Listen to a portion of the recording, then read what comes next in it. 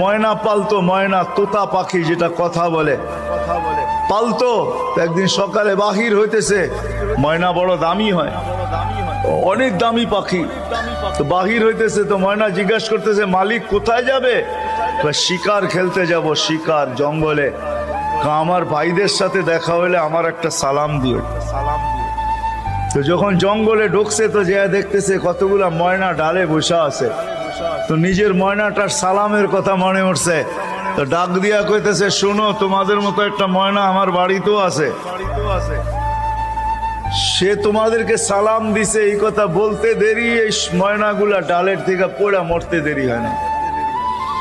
তার মন খারাপ হয়ে গেছে যে ওর সালামে এমন কি বিষ মিশানো ছিল যে এত দামি দামি 12-13টা ময়না মরে গেল। তো শিকার না খেলেই বাড়িতে চলে আসছে। তো ময়না জিজ্ঞাসা করছে, মালিক এত তাড়াতাড়ি ফিরলে, হাতে তো কোনো শিকার দেখি না।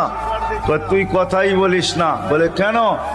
তোর সালামে এমন কি বিষ ছিল যে তোর সাথীদেরকে সালাম দিতে দেরি, একটু মরতে দেরি হয়।